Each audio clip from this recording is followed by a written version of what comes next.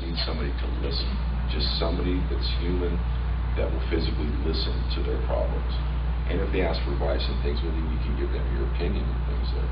But what majority of people need is just someone to listen to. That's what I found out. So that's what I do to a lot of my friends out there. It's just being a good listener. Just listening to everybody, just get that little steam off there, because it's a lot better to get the steam off on me instead of going out in the street and fighting, pulling out knives, all the violence and things that's out there because of the stress. And that's why it's so important, I think, to alleviate that. And to alleviate that, it's going to take some doing, but you got to start somewhere. So we'll kind of briefly finish the next part of this. So really quick, so we had told you guys that we had done a survey, and it was a really quick survey. We would have preferred to do qualitative research, like actually talking to people.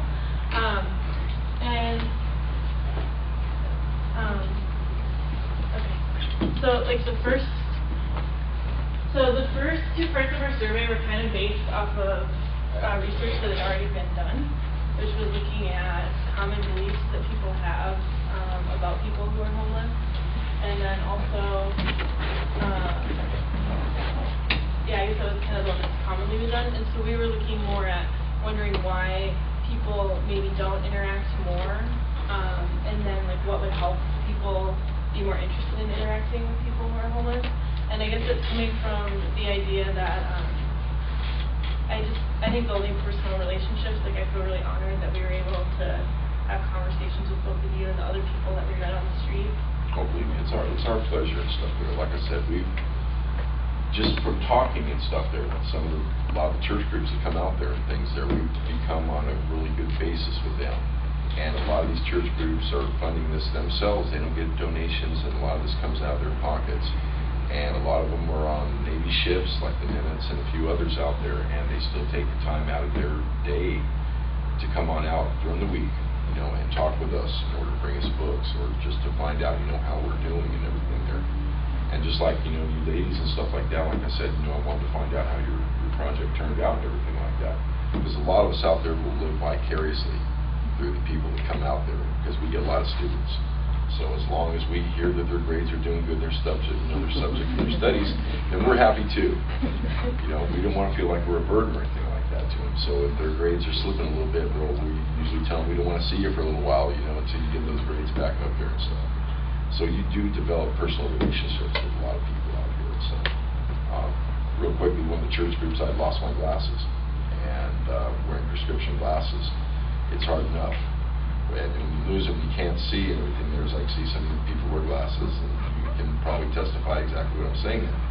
And I had prescription sunglasses, some Ray-Bans, but those really don't do me very well at nighttime when I need to be around stuff, especially when I'm trying to push my shopping cart down the street and I don't want to get hit by any vehicles and stuff there.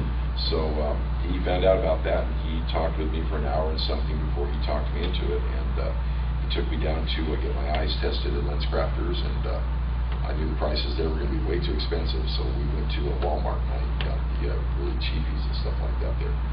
And then I kept asking, well, your cell phone has been ringing all day long. I mean, nonstop, all day long. And this is on the weekend. And I kept going, wow, you're really a popular guy. And that's when he told me, he goes, no, Marvin, he goes, I'm shipping out on the Nimitz on Monday, and I still have to take care of this, and this. And he's got a whole list of things that he needs to do before he can ship out. Yet he took the time to take me out to get my glasses and things of that nature. And he paid for this out of his own pocket. This was not coming from a church fund or anything else. This came out of his own personal pocket. So you do meet some very, very nice and generous people out there. And it's not just what they bring. It's that they actually bring themselves. They bring themselves out there and they talk and they shoot the shit with you, excuse my language and everything there. And they're human beings. And that's, like I said, that's what we need a lot more of out there, to feel like we're human beings and we're part of society.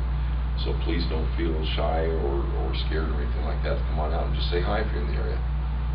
We all congregate down there, and I've gotten to talk with you people here tonight, and you seem like a very nice group of people. So we'll more than be happy to invite you on down, and you can all say hello and let us know how the project and everything went.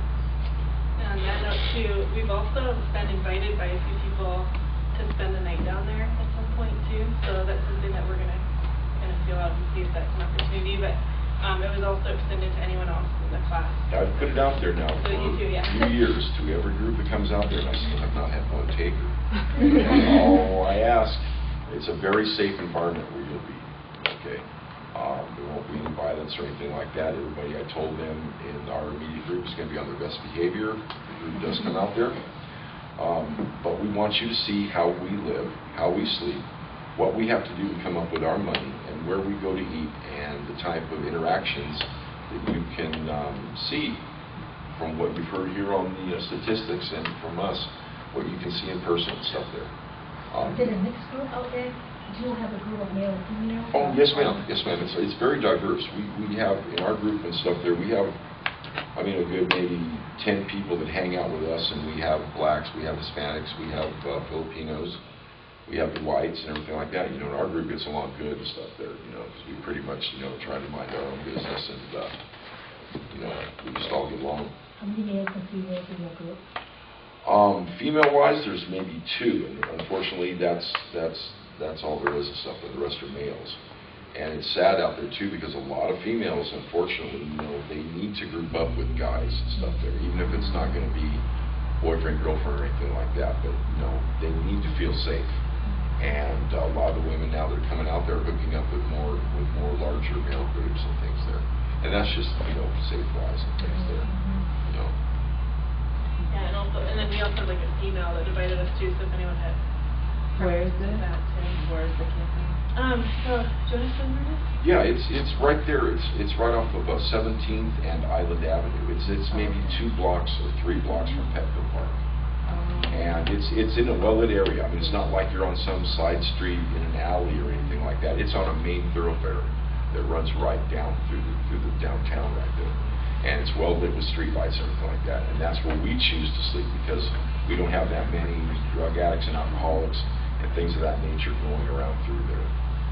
So we're fortunate enough. But Year round, you're there, or yes, ma'am. in the shelter? Well, we try to, for those of us that want to go into the shelters and try that, we try that. But again, it's very hard to get into the shelters. Right now at St. Vincent de Paul, there's a waiting list of over 400 people. 400 people. Okay. Now, when the tent closed on the 1st, that was another 370-something more people that were put out onto the streets and everything there. So you can see from the statistics that they showed up there, as far as housing and as far as the beds that are in a shelter, there's just no way to cover it all. And there's that many more people out there on the streets now. And those you may not see, but those are the ones that are unseen, like they said up there. Those are the ones where the police tell you enough that they want you out of sight. You find some little place to duck out of the sight and everything. You're not on a main thoroughfare, you're somewhere else. But yeah, just come on out and do what we do. We go out and recycle in the mornings. You know, you don't have to recycle or do anything like that, you know, but you can push the shopping cart around and everything, moving bottles and plastics and cans. You can eat what we do at St. Vincent de Paul. Nobody has to know that you're with a study or anything like that. You can just be new homeless people, because there's new faces every single day out there because of the economy now.